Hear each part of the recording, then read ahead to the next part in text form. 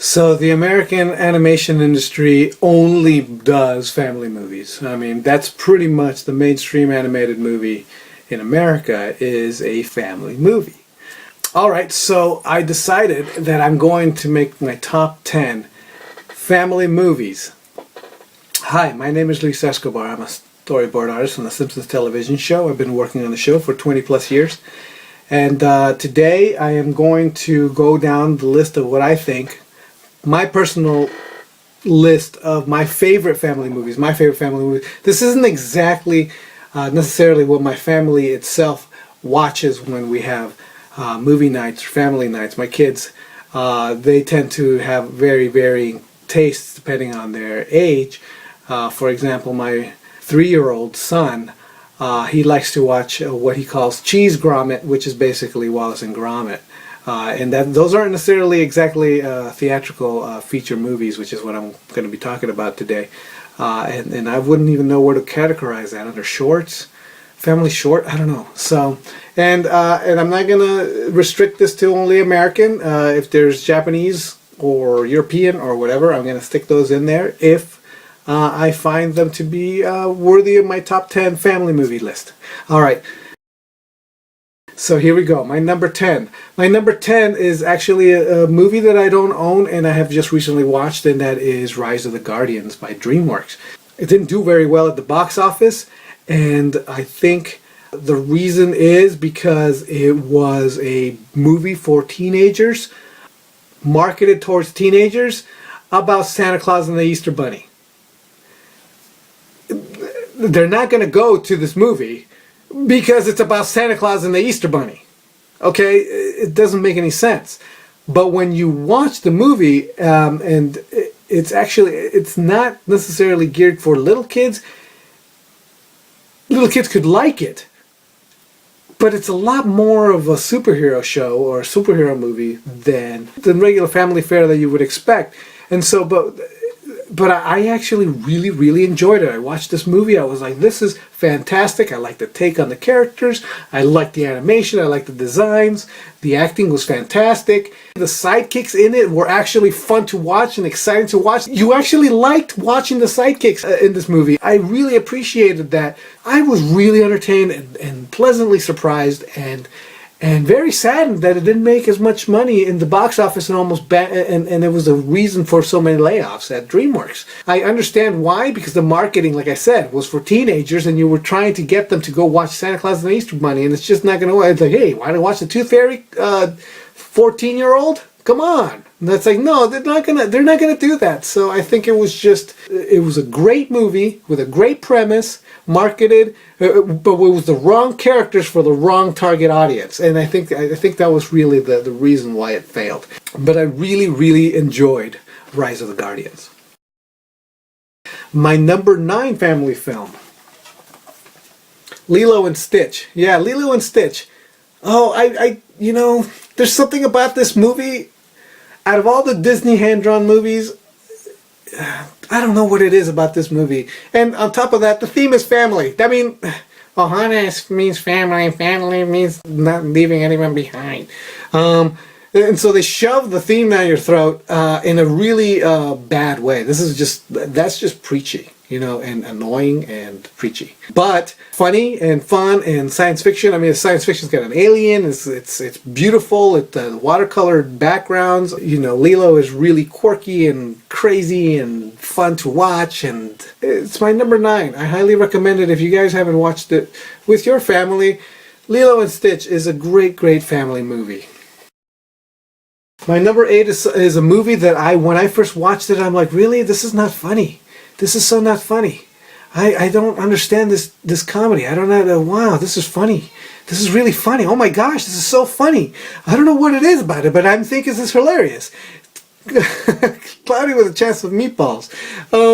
This is a great family movie. It's just about a guy that makes rain food, and based on the book. And I really didn't like it. Like I said, I thought I didn't get it. I'm like, this is really forced. It's really, really forced. But no, it grew on me as I watched it. And the comedy kind of grew on me. And then I'm like, well, why am I fighting this? This is really just a lot of fun.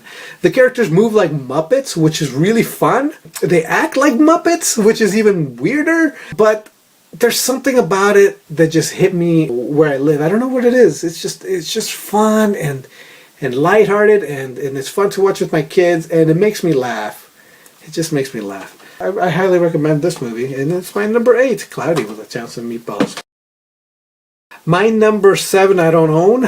I was late watching this movie, and that is WreckIt Ralph. WreckIt Ralph, it's about a video game bad guy who decides he doesn't want to be a bad guy anymore, and then he goes off into the arcade. It's an arcade video game bad guy, and goes off to find a way to not be bad and be a hero. And it's really, really fun and exciting, and there's just a lot of nostalgia. If you're really into video games, you'll like it. It's a solid story. It's very moving. The moment I saw the trailer, I'm like, that is going to make so much money, because we're such video obsessed people now.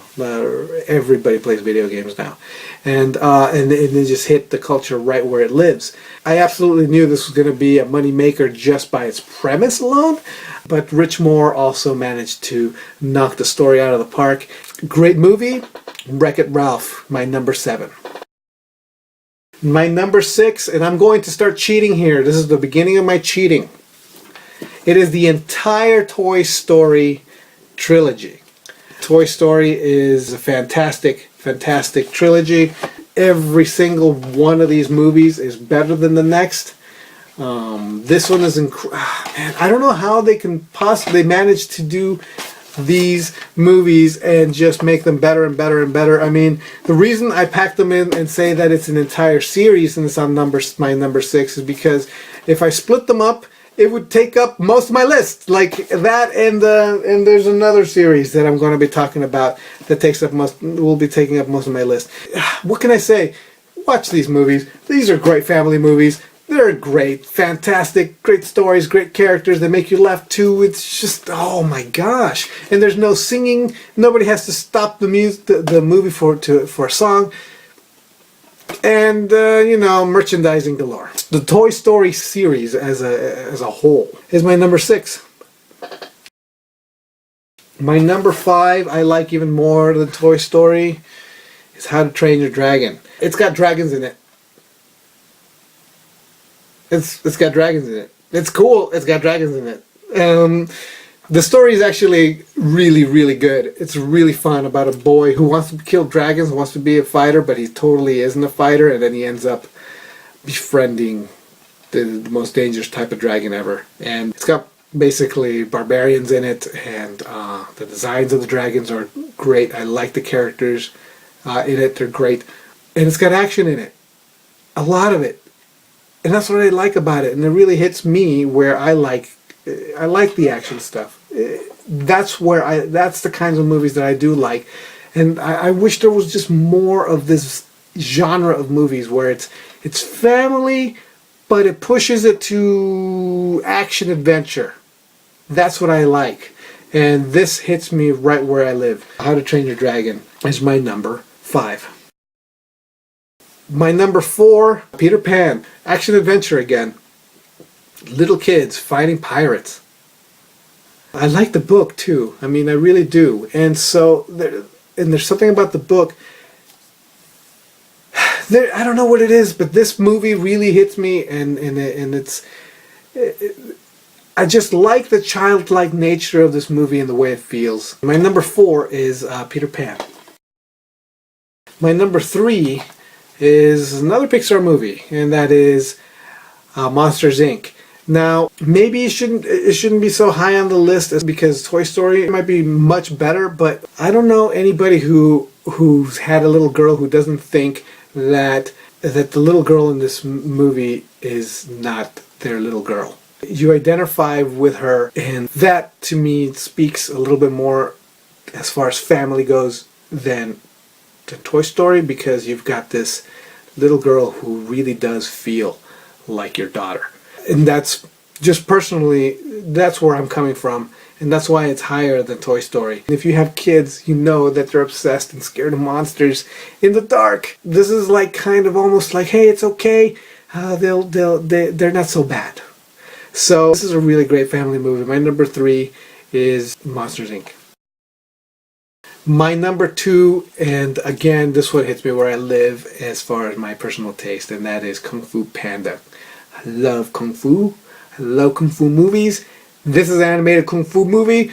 It's awesome. I don't just mean this Kung Fu Panda 2 as well, the sequel. I just don't own it, and I'm dying to own it, but this movie is so much fun. And come on, how can you not love Kung Fu? I love Kung Fu. It's just great. It's great fighting, archetypal Kung Fu characters. Man, Kung Fu Panda and Kung Fu Panda 2, my number 2 top family movies. Watch them. Awesome. They're great. Okay, my number 1. My number 1 is going to be, this movie is going to be number 1 in a lot of different lists. I'm going to tell you this right now. The Incredibles. The Incredibles. It is a family movie about a family of superheroes, and it's awesome, and it's one of the few movies out there that DreamWorks has done that actually deserves a sequel. But it's all up to Brad Bird. Brad Bird needs to decide what the next movie is going to be about. But this movie is awesome. You have to watch this movie. If you have a family, this is the family movie to watch. Highly recommended. The Incredibles. So that's my top 10 family movies.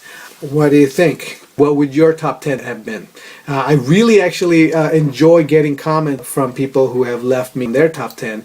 It's really interesting to see what other people actually think about this stuff. Go ahead and leave your top 10 if you want on my comments below. And by my comments below, I mean if you go to my blog where this video is meant to be watched, you will see trailers for all these movies. You'll see the list, the way it's compiled. I have links to the movies, like say on Amazon. If you haven't seen them, you can get them there. And you could leave a comment there. And while you're there, maybe you could sign in to get my newsletter. If you do, you get a free copy of my Art of book, Angel Cowgirl. If you don't want a free digital copy of that book, you could always go to Amazon and pick it up there. You can pick up a print copy there. But if you just want a digital copy and it's free, hey, just sign up to my newsletter. And you'll also receive newsletters from me, mostly talking about The Simpsons, but sometimes other things too. Alright, and that's it for me. I hope you liked my list, and I'll see you next time. Alright, bye.